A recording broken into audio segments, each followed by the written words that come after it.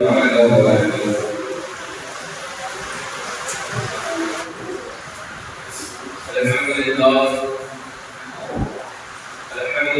رب العالمين والعاقبة للمتقين والصلاة والسلام على سيد الأنبياء والمرسلين وبعد أعوذ بالله من الشيطان الرجيم بسم الله الرحمن الرحيم يا أيها الذين آمنوا اتقوا الله وكونوا مع الصادقين صدق الله العظيم ونبأنا رسوله النبي الأمين الرؤوف الرحيم ونحن على ذلك من الشاهدين والشاكرين والحمد لله رب العالمين.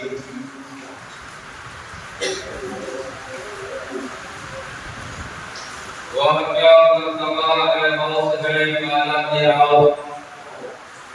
اونچے اونچوں کے سر سے قدم آنا تیرا سب بھلا کیا کوئی جانے کہ ہے کیسا تیرا اولیاء ملتے ہیں آنکھیں وہ ہے جلوہ تیرا قسمیں دے دے کے پلاتا ہے تجھے پیارا اللہ تیرا چاہنے والا تیرا تو گھٹائے کہ کسی کے نہ گھٹے ہے نہ گھٹا جب بڑھائے مجھے اللہ تعالیٰ تیرا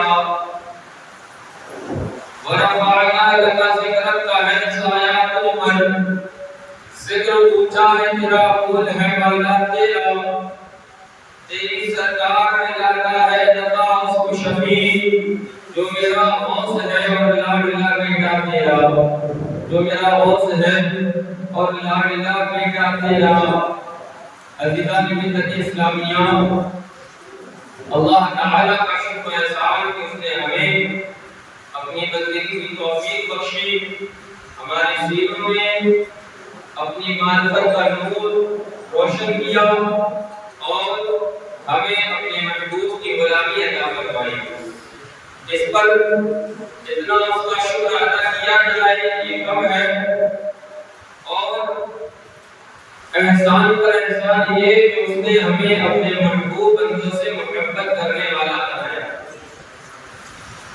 اللہ تعالیٰ قرآن مجید میں ارشاد فرماتا ہے یا ایھا الذین آمنوا اتقوا اللہ وکونوا مع الصادقین اے ایمان والو اللہ سے ڈرو اور سچوں کے ساتھ ہو جاؤ یہ دور فتنوں کا دور ہے یہ دور آزمائشوں کا دور ہے اس دور میں گمراہیت بھی بہت عام ہو چکی ہے گناہ بھی بہت عام ہو چکے ہیں برائیاں بھی بہت عام ہو چکی ہے ایک صاف دل والا جب ان تمام معاملات کو دیکھتا ہے کہتا ہے کہ میں کہاں پھنس گیا لیکن اللہ رب العزت نے ان اپنے بندوں کی تسلی کے لیے فرمایا کہ جب تم یہ تمام چیزیں دیکھو ہر طرف ظلم و جفا دیکھو تمہیں کہیں جانے کی ضرورت نہیں ہے کہ میرے محبوب بندوں کے ساتھ لگ جاؤ اور کامیاب ہو جاؤ ڈاکٹر اقبال بہت بڑے اردو کے شاعر ہوتے ہیں انہوں نے چند اشعار کہے ہیں کہ اگرچہ زر بھی جہاں میں قاضی الحاجات اگرچہ زر کہتے ہیں مال دولت اگرچہ زر بھی جہاں میں ہے قاضی الحاجات یعنی انسان زر کے ذریعے مال دولت کے ذریعے اپنی حاجتوں کو پورا کرتا ہے قاضی الحاجات یعنی حاجتوں کو پورا کرنے والی چیز پورا کرنے والا جو اگرچہ زر بھی جہاں میں ہے قاضی الحاجات جو فقر سے ہے میسر چمنگری سے نہیں یعنی مال دولت سے انسان اپنی حاجتیں پوری کرتا ہے یہ بات صحیح ہے لیکن جو مذہب فقیری میں ہے تمنگری یعنی مال و دولت کے افراط ہونے پر مال و دولت کے جو ہے نا زیادہ وسیع ہونے پر وہ مزہ نہیں تو فقیری میں مزہ ہے وہ کہتے ہیں سبب کچھ اور ہے جو سبب کچھ اور ہے وہ جس کو خود سمجھتا ہے یعنی یہ جو عروج یہ جو بلندی یہ جو مقام یہ جو مرتبے ملتے ہیں یہ کیسے ملتے ہیں؟ سبب کچھ اور ہے، سبب کچھ اور ہے، تو جس کو خود سمجھتا ہے زوال بندہ مومن کا بے زری سے نہیں، یعنی آج جو مسلمان میں زوال کی طرف جا رہے ہیں یعنی نیچے جا رہے ہیں، تو اس کی وجہ جو ہے وہ مال و دولت نہیں ہے بلکہ ہمارے اعمال بد ہیں جس کے سبب ہم زوال کی طرف جا رہے ہیں۔ مال کی وجہ سے کہ مال ہمارے پاس نہیں، ہم دولت مند نہیں، ہم امیر رئیس نہیں، اس لیے ہمارے لیے جو زوال ہے تو ایسا نہیں ہے۔ زوال جو ہے یہ ہمارے اعمال کا بدلہ ہے۔ اگر ہمارے اعمال بہتر ہوتے، اگر ہمارے اعمال اچھے ہوتے، اگر ہمارے اعمال نیک ہوتے تو پھر اللہ ہمیں بھی وہ شان عطا فرماتا جو اللہ نے ہم سے پہلے نیک لوگوں کو عطا فرمائی ہے۔ یہ صرف اور صرف ہمارے بد اعمال کا زوال ہے اور بد اعمال کا صلہ ہے تو ہم زوال کی طرف جا رہے ہیں۔ وہ کہتے ہیں جہاں میں جوہر اگر میرا آشکار ہوا، یعنی جہان میں جو جوہر میرا ہے وہ آشکار یعنی کھل کے آیا، سب کے سامنے آیا، کہتے ہیں قلندری سے ہوا ہے، سکندری سے نہیں، یعنی فقیروں کی صحبت میں میں بیٹھا ہوں تو اللہ نے مجھے بھی جاننا بڑا نواز کیا۔ اب یہاں پر ایک بات اور قابل غور ہے کہ جب ہم بولتے ہیں فقیری تو لوگ اس کو جو ہے نا الگ الگ معنی پر منظوری کرتے ہیں۔ کوئی یہ سمجھتا ہے کہ فقیری اس کا نام ہے کہ انسان نماز روزے سے فارغ ہو جائے۔ بعض لوگ ایسے بھی ہیں جو سمجھتے ہیں کہ جو جتنی زیادہ ہاتھوں میں انگوٹھی پہنا ہوگا، جتنے بڑے بڑے سوال رکھا ہوگا، جتنے بڑے پہنا ہوگا وہ اتنا بڑا فقیر ہے۔ بعض لوگ ایسے بھی ہیں جو یہ سمجھتے ہیں کہ جو جتنا زیادہ ایک بار میں چندن کا جو ہے نا رش مارے گا اتنا بڑا فقیر ہے۔ یہ انسان کی سوچیں ہیں، لیکن اللہ سے پوچھے کہ اے پروردگار تیری بارگاہ کا فقیر کون ہے، تیری بارگاہ کا پیارا کون ہے؟ اللہ فرماتا ہے ان اولیاء من المتقون، میری بارگاہ کا فقیر، میری بارگاہ کا مقبول، میری بارگاہ کا محبوب، میرا دوست، میرا ولی وہ ہے جو زیادہ نیک اعمال کرنے والا پرہیزگار متقی ہے۔ تو لہٰذا جب یہاں پر لفظ فقیر بولا جائے تو یہاں پر مراد کبھی ایک اہل اللہ ہوا کرتے ہیں، نہ کہ چرس گانا پینے والے۔ ٹھیک ہے نا؟ اس کو ذہن میں رکھیے گا تو آگے کی گفتگو انشاءاللہ بہت آسان ہو جائے گی۔ اور کسی نے کہا نرتخت و تاج میں نہ نشر و شبہ میں ہے جو بات مرد کلندر کی ایک نگاہ میں۔ تاج میں نہیں، تخت میں نہیں، مال میں نہیں، دولت میں نہیں، جو بات ایک مرد کامل، مرد مومن، مرد کلندر کی ایک نگاہ جو اثر رکھتی ہے وہ مال و دولت سے وہ چیز پیدا نہیں ہوتی۔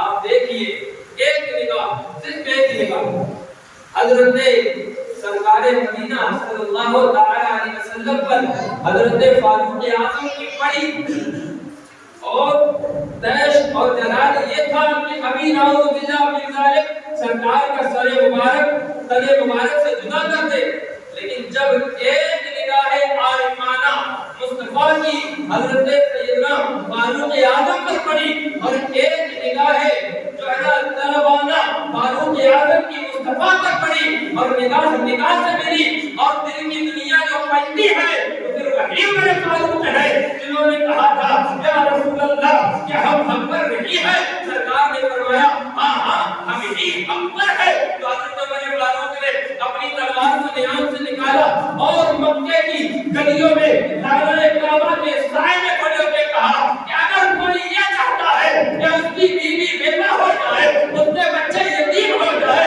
اس کے ماں باپ اس کی لاش پر ماتم کرے تو آئے عمر بن خطاب کے مقابلے میں آ جائے۔ اب اللہ کی عبادت چھپ کر نہیں ہوگی، اب اللہ کی عبادت کھل کر ہوگی۔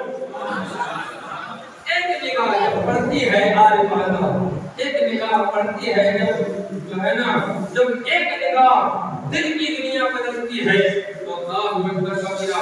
ایک نگاہ پڑی تھی سرکار غوث اعظم رضی اللہ تعالی عنہ کی ایک چور پر، وہ تھا تو چور لیکن جب حضرت بزرگ نے کہا کہ ولی کی ضرورت ہے تو کا انتقال ہو چکا ہے، اگر وہ خود نہ ملا تو پھر زمین تباہ ہو جائے گی، بستی ہلاک ہو جائے گی۔ سیدنا غوث اعظم رضی اللہ تعالیٰ نے فرمایا وہ جو کونے میں بیٹھا اسے ہی لے جاؤ۔ حضرت بزرگ لے کے چلنے لگے گا، وہ کہنے لگا کہاں لیے جاتے ہو؟ کہا کہ تم فلاں جگہ کے ولی ہو، تم فلاں جگہ کے قطب ہو، چلو تمہیں وہاں کی قربیت مل گئی ہے۔ بندہ کہتا ہے میں قطب نہیں ہوں، میں کوئی ولی نہیں ہوں، میں تو چور ہوں، یہاں چوری کرنے آیا تھا۔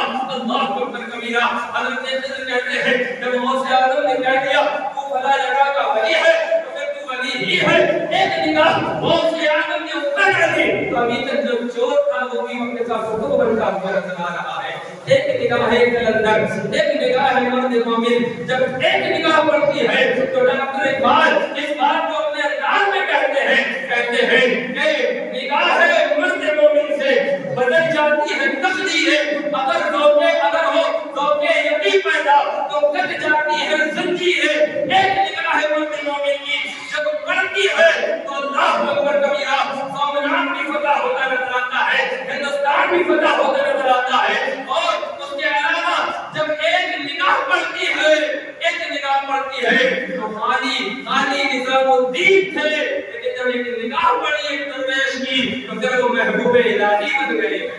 ایک نگاہ کلندر کی ایک نگاہ جب پڑتی ہے، اللہ نے انہیں کے لیے فرمایا ان کے ساتھ ہو جاؤ، ان کی ایک نگاہ۔ اللہ اکبر۔ حضرت آقا کریم پر نازل ہونے والی کتاب قرآن مجید اور فرقان الحمید میں اللہ تعالیٰ نے اصحاب کہف کا ذکر فرمایا ہے، اور یہ اصحاب کہف وہ مقدس شخصیات ہے کہ اگر ایک اصحاب کہف کا نام لکھ کر کسی مکان میں ٹانگ دیا جائے تو اس مکان میں جناتی خلل نہیں ہو سکتا، وہ مکان جل نہیں سکتا، اس مکان میں چوری نہیں ہو سکتی۔ اگر کوئی ان ناموں کو اپنے پاس لکھ کر رکھ دے، اگر سفر میں نکل جائے تو ساتھ و خیریت میں واپس آئے، یہ ان کی نام کی برکت ہے۔ اور اصحاب کہف پرانے زمانے میں دوسرے نبی کی امت میں تھے، اللہ اکبر کبیرہ۔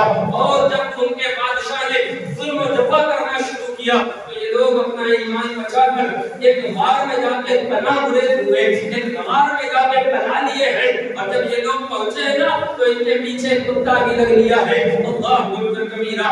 جب وہ کتا ان کے پیچھے لگا نا، جب غار میں پہنچے تو یہ کتا بھی جا کے ان کے ساتھ غار میں پہنچ گیا۔ اللہ فرماتا ہے وَقَلْبُهُمْ بَاسِطٌ ذِرَاعَيْهِ بِالْوَصِيلِ، اور ان کا کتا ان کے سامنے بیٹھ گیا، اپنی ٹانگوں کو پھیلا، یعنی اپنی دونوں ٹانگوں کو پھیلا دیا۔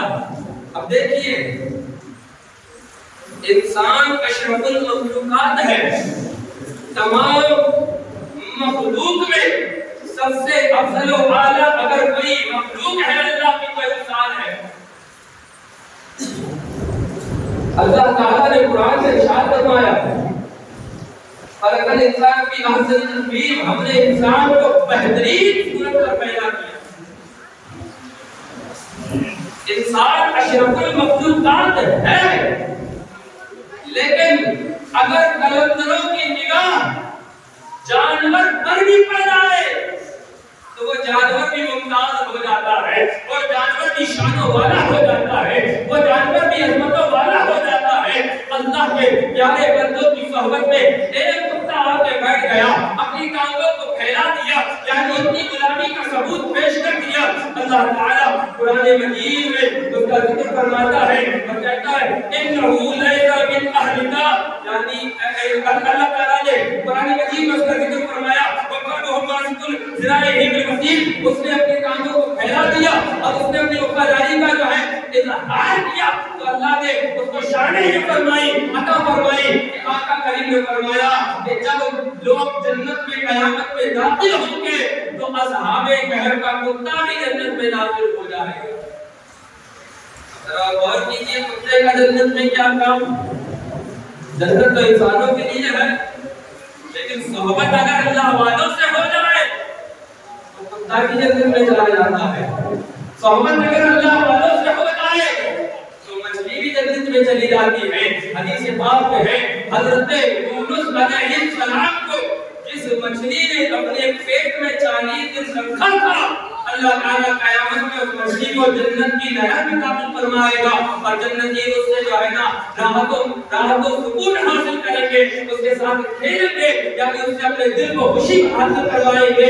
لہذا اگر صحبت جانور کو اللہ والا سے ہو جائے تو وہ جانور بھی بڑا افضل اعلیٰ ہو جائے، تو جس اللہ والے کے جس بندے کے دل میں اللہ والے کی محبت آ جائے وہ بندہ کس قدر عروج اور بلندی پا جائے گا۔ اور ایک مثال دے کے سمجھاتا ہوں، انشاءاللہ سمجھ میں آئے گی۔ آپ نے اور ہم نے پیڑ بارہا دیکھے ہیں، درخت بہت دیکھے ہیں، لیکن جب تیز ہوا چلتی ہے تو پتے جھڑنے لگتے ہیں، ایسا ہے کہ نہیں؟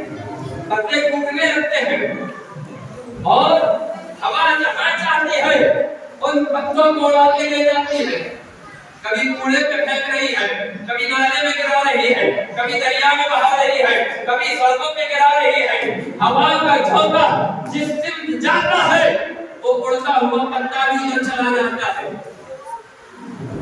اور ہم نے دیکھا ایک پتا ہے کہ جیسے ہوا ہلا رہی ہے، نہ طوفان اس کے قدموں کو جو ہے نا قدموں میں جنبش لا رہا ہے، نہ ایک آندھی اس کا کچھ بگاڑ رہی ہے۔ ہم نے پوچھا کہ پتا تو بھی ہے اور پتے وہ بھی ہے جن کو ہوا ادھر ادھر اڑاتی پھر رہی ہے، پتا فرق کیا ہے؟ پتا تو بھی ہے۔ وہ پتا کہتا ہے کہ تم دیکھتے نہیں، میں نے ایک مضبوط سہارا پکڑا ہوا ہے، میں نے ایک مضبوط سہارا پکڑا ہوا ہے۔ ہم نے کہا کیسا سہارا؟ وہ پتا کہتا ہے کہ دیکھتے نہیں، میں پتھر کے نیچے دبا ہوا ہوں۔ کہہ دو سبحان اللہ۔ ایک پتھر کے نیچے دبا ہوا ہوں، ایک پتھر کا دامن میں نے تھاما ہوا ہے۔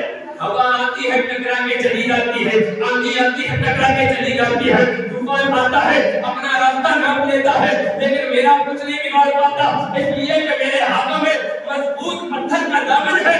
بلا تشبیہ و بلا تمثیل اب سمجھیے کہ جن کے ہاتھوں میں مضبوط اہل اللہ کا دامن ہوگا، جن کے ہاتھوں میں مضبوطی سے غوث اعظم کا دامن ہوگا، جن کے ہاتھوں میں مضبوطی سے علی بن عباس کا دامن ہوگا، جن کے ہاتھوں میں مضبوطی سے شہنشاہ نقشبند کا دامن ہوگا، جن کے ہاتھوں میں مضبوطی سے شہنشاہ سہرورد کا دامن ہوگا، جن کے ہاتھوں میں حیدر کرار کا دامن ہوگا، جن کے ہاتھوں میں عثمان غنی کا دامن ہوگا، جن کے ہاتھوں میں حضرت فاروق اعظم کا دامن ہوگا، جن کے ہاتھوں میں حضرت ابوبکر کا دامن ہوگا، جن کے ہاتھوں میں رسول اللہ کا دامن ہوگا۔ قیامت میں سب ادھر ادھر بھاگتے ہوں گے، میدان محشر میں لوگ در بدر بھٹکتے ہوں گے، لیکن جن کے ہاتھوں میں یہ مضبوط دامن ہوں گے وہ تو یہی کہیں گے کہ گمراہ ہی کرے صدر قیامت کے سپاہی، وہ کس کو ملے جو تیرے دامن میں چھپا ہو، وہ کس کو ملے جو تیرے دامن میں چھپا ہو۔ عزیزان ملت اسلامیہ، اللہ فرماتا ہے وَكُونُوا مَعَ الصَّادِقِينَ، سچوں کے ساتھ ہو جاؤ، اگر سچوں کے ساتھ ہو جاؤ گے دنیا میں بھی کامیاب رہو گے، آخرت میں بھی کامیاب رہو گے۔ لہذا اور دیکھو اگر سچوں کا ساتھ چھوڑ دو تو اس کی بھی وعید قرآن میں ہے۔ حضرت سیدنا نوح علیہ السلام جنہوں نے 1500 سال اپنی قوم کو دعوت و تبلیغ کروائی، کتنے سال؟ 1500 سال۔ 1500 سال کی معمولی بات نہیں ہے لوگوں کو حق کی طرف بلانا، لیکن قوم نہیں آئی، قوم نہیں آئی۔ اللہ تعالیٰ کی بارگاہ میں حضرت نوح علیہ السلام نے دعا فرمائی ہے، اللہ یہ سرکش ہو چکے ہیں، یہ لوٹ کر نہیں آتے، لہذا اب تو ان کو اپنی گرفت میں جکڑ دے۔ اللہ تعالیٰ کا عذاب آنا ہوا، اللہ نے فرمایا نوح جاؤ ایک کشتی بناؤ۔ حضرت نوح نے کشتی بنانا شروع کی، کہا میں بناؤں گا کیسے؟ جبرائیل علیہ السلام آئے اور انہوں نے پورا نقشہ بتا دیا ایسے کشتی بنانی ہے۔ حضرت نوح نے کشتی بنانا شروع کر دیا، لوگ مذاق اڑاتے کہتے کہ نوح تو پاگل ہو گیا ہے، نوح تو دیوانہ ہو گیا ہے، نوح تو مجنون ہو گیا ہے۔ دیکھو کوئی موسم برسات نہیں ہے، کوئی طوفان نہیں ہے، کوئی جو ہے نا تو کہنا چاہیے کہ کوئی طوفان اور کوئی بلا آنے والی نہیں ہے، لیکن یہ ہے کہ کشتی بنا رہا ہے۔ کہاں چلائے گا؟ کیا زمین پر چلائے گا؟ لیکن اللہ اکبر، جو نبیوں کی شان ہوتی ہے، جو ان کے مرتبے ہوتے ہیں، وہ اپنے مرتبوں کے مطابق لوگوں کو جواب دیا کرتے ہیں۔ آپ نے کسی سے کچھ نہیں کہا، آپ اپنے کام میں مصروف رہے۔ کشتی بن کے تیار ہو گئی، جب کشتی بن کے تیار ہوئی نا، اللہ نے حکم فرمایا، اے نوح، جو تم پر ایمان لانے والے ہیں ان کو اپنے ساتھ لے لو اور تمام جانوروں کے ایک جوڑے کو اپنے کشتی میں سوار کر لو، اس لیے کہ اب میرا حکم آنے والا ہے، اب میرا کوڑا برسنے والا ہے۔ ان عذاب کا شدید، ان بطش ربک کا شدید، اور میری سخت پکڑ اب ہونے والی ہے۔ اللہ رب العزت کی پھر پکڑ ہوئی، طوفان آیا، پانی نکلا، پتہ ہے کہاں سے؟ تندور میں سے۔ تندور سے آگ نکلتی ہے نا، لیکن تندور سے پانی نکلا۔ اگر تندور سے پانی نکلا، اس قدر شدت کا پانی نکلا کہ پوری زمین، پوری روئے زمین اس پانی میں ڈوب گئی۔ جو کشتی میں سوار رہے وہ بچے رہے، اور جو کشتی میں سوار نہیں ہوئے وہ سارے مرد ہو گئے۔ حضرت نوح علیہ السلام کا بیٹا تھا کنعان، اس کا نام ہے۔ حضرت نوح علیہ السلام نے کہا، اے اللہ، یہ میرا بیٹا ہے، اس کو کشتی میں شامل فرما دے۔ اللہ نے فرمایا، قرآن میں ہے، اللہ فرماتا ہے، انہو لیس من اہلک، اے نوح، یہ تیرے آل سے نہیں ہے۔ بیٹا تھا، لیکن اللہ نے فرمایا یہ تیری آل سے نہیں ہے۔ حضرت نوح علیہ السلام کو تصدیق جانتے تھے، میں نے اسے بھی دعوت تبلیغ دی ہے، اسے بھی جو ہے نیک لوگوں کا راستہ دکھایا، بتایا اور چلنے کے لیے تلقین کی، لیکن اس نے نیک راستے کی طرف نہیں آیا، یہ کفر و شرک میں ڈوبا رہا۔ لہذا اللہ تعالیٰ دوسرے مقام پر ارشاد فرماتا ہے، انہو عمل غیر صالح، یعنی اس کے جو اعمال ہیں وہ نیک نہیں ہے۔ جب نیک اعمال نہیں تو باپ کی ملکیت سے بیٹا نکل گیا۔ لہذا القصہ مختصر یہ ہے کہ اگر نیک باپ کا بیٹا بھی بگڑ جائے تو وہ بھی ذلت و رسوائی اور تباہی کے جو ہے دروازے میں داخل ہو جاتا ہے۔ اور اگر کوئی شرابی بھی ہو، اگر کوئی جواری بھی ہو، اگر کوئی برے اعمال میں ملوث بھی ہو اور توبہ کر لے، سچی توبہ اور نیکوں کا ساتھ پکڑ لے، تو اللہ اسے بھی بشر حافی بنا دیتا ہے، اسے بھی جو ہے حبیب یزدی بنا دیتا ہے، اسے بھی جو ہے ابراہیم بن ادہم بنا دیتا ہے۔ جب بندہ سچی توبہ کر لیتا ہے اور نیکوں کا ساتھ پکڑ لیتا ہے تو اللہ اسے بھی عروج و کمال عطا فرما دیتا ہے۔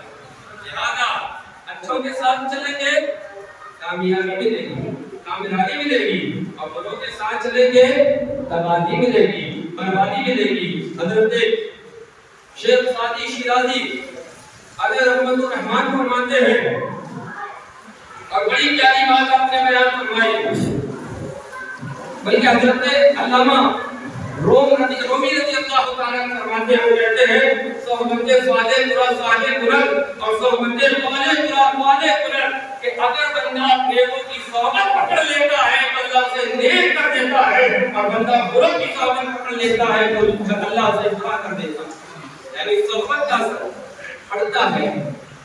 اب ہمیں چاہیے کہ ہم اپنی صحبتیں دیکھیں، ہماری صحبتیں کس کے ساتھ، ہمارا اٹھنا بیٹھنا کس کے ساتھ ہے، ہمارا دوست و شریک کس کے ساتھ ہے، ہمارا کام اور کلام کس کے ساتھ ہے، ہمارا قیام اور جلوس کس کے ساتھ ہے۔ اگر ہم اس چیز پر غور کر لیں تھوڑا سا اور دیکھ لیں کہ ہمارے دوست، ہمارے جو ساتھی ہیں وہ کیسے ہیں، تو انشاءاللہ العزیز اس گفتگو کو اگر ذہن میں بسا کے اور پھر اس آئینے کے سامنے اس چیز کو رکھو گے کہ اگر صحبت نیکوں کی ملے گی تو نیک کرے گی، اگر صحبت بروں کی ملے گی تو برا کرے گی۔ اب دیکھیے ہمارے ساتھی اچھے ہیں یا برے ہیں، اگر اچھے ہیں تو ساتھ پکڑے رہیے، اور اگر برے ہیں تو ساتھ چھوڑ دیجیے۔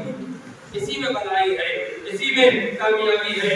اور دیکھیے باتیں تو بہت ساری ہیں، لیکن وقت اس اپنے دامن میں اتنی گنجائش نہیں رکھتا کہ بہت ساری باتیں کی جائے۔ بس چند باتیں اور عرض کر، بلکہ چند کیا، ایک بات اور عرض کر کے اپنی بات کو پھر ختم کرتا ہوں۔ آقا علیہ الصلوۃ والسلام نے فرمایا کہ لوگوں، بنی اسرائیل میں ایک آدمی تھا جس نے 99 مرد کیے، कितने 99 कत्ल कर दिए, मार दिया 99 को। अल्लाह गेम ओवर। अब आया के पास और कहा कि मैं 99 का गेम बजा कर आया हूँ, मैं तौबा करना चाहता हूँ, लेकिन तौबा कबूल हो सकती है। वो बंदा क्योंकि दुनिया का आलम था ना, अल्लाह की मार्फत से सीना मुशादा नहीं था, कहने लगा यहाँ 99 बार के आए वो अपनी कहते तौबा करेंगे, माफ हो जाएंगे गुनाह, जाओ जाओ इतने गुनाह करके अब भी तुम्हें माफी चाहिए, जाओ कोई तौबा कबूल नहीं होती। कहा कि जब नहीं होती तो मैं सेंचुरी पूरी कर दो, तेरा भी कहना चाहता हूँ। उसको भी खलास किया, उसको भी कत्ल किया, मार दिया। अब पहुंचा एक आलिम बिल्लाह की बारगाह में जिसका सीना अल्लाह की मोहब्बत का खजीना था, कहते सुभान अल्लाह। जिसका सीना अल्लाह रब्बुल इज्जत की याद से मुनव्वर और रोशन था। कहा कि 100 को कत्ल करके आया हूँ, अब पछताता हूँ, तौबा करना चाहता हूँ, कबूल हो सकती है? कहा बिल्कुल हो सकती है। 100 क्या चीज है? अगर तू सारी कायनात को भी यानी सारी मखलूक को, सारे इंसानों को कत्ल करके आ जाता और फिर अल्लाह की बारगाह में तौबा करता तो अल्लाह फिर भी कबूल कर लेता। इसलिए कि अल्लाह बड़ा रहीम भी है, अल्लाह बड़ा करीम भी है। आज तौबा करनी है कैसे?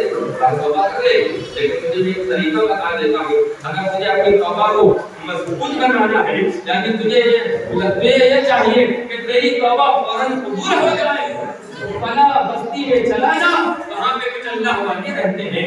बंदा कहने लगा कि वहाँ जाके क्या होगा? कहा कि उनसे कहना कि मेरे हक में दुआ करो, वो तेरे हक में दुआ कर देंगे, अल्लाह तेरी तौबा कबूल कर लेगा। ये बंदा वो बस्ती की तरफ चला है और जब चलने लगा ना तो रास्ते में ही मौत का फरिश्ता आ गया। इसके बाद तौबा करने जा रहा था, लेकिन उससे पहले निकल लिया। बताओ हमने कितने ऐसे हैं जो गुनाह करते हैं और फिर ये भी नहीं सोचते कि ला तौबा करें, गुनाह करके फरामोश कर देते हैं। मदीना ने मिल्लत इस्लामिया याद रखो, फइन्न मरद से युस्रन इन मरद से युस्रा। हर सख्ती के बाद आसानी है, गुनाह सख्ती है और उसकी तौबा आसानी है। तौबा कर ले बंदा, गुनाह उससे माफ हो जाता है। लिहाजा जब गुजारने लगा रूकत हो गई, अब फरिश्ते आते हैं, जन्नती कहते हैं हम लेके जाएंगे, सवाब वाले अज़ाब वाले कहते हैं हम लेके जाएंगे। दोनों में तसाद हुआ, कौन लेके जाएगा कौन लेके जाएगा। इसका मतलब ये है कि अल्लाह का उम्मत जमीन को नापा जाए, जमीन को नापा गया। कहा कि अगर अहलुल्लाह यदि हमारे महबूब बंदों के करीब हो तो ऐ सवाब वाला तुम ले जाओ, और अगर दूर हो तो अज़ाब वाला तुम ले जाओ। जमीन को नापा गया तो क्या देखा कि वो तो बिल्कुल बीच में है, लेकिन उसका एक कदम जो है वो अहलुल्लाह की बस्ती के करीब था। जब एक कदम अहलुल्लाह की बस्ती के करीब हो जाए, अल्लाह उसके सारे गुनाहों को माफ कर दे। तो जिसके दिल में अहलुल्लाह का प्यार आ जाए, अल्लाह उसके गुनाह माफ करे। लिहाजा अपनी जिंदगी को गनीमत जानिए, पता नहीं कब ये शराबे जिंदगी गुल हो जाए और दुनिया से चले जाए। सच्ची तौबा कीजिए, अच्छों के साथ हो जाइए, सच्चों के साथ हो जाइए, सच्चों का दामन मजबूती से थामिए ताकि इस जहान में भी कामयाब रहे, उस जहान में भी कामयाब रहे। अल्लाह करीम के हबीब के सदक़े में हम सबको अमल की तौफीक अता फरमाए। और एक चीज और समाप्त कर ले, ये जो अपना जीना है नीचे वाला ऊपर वाला, इस पर रेले का काम होना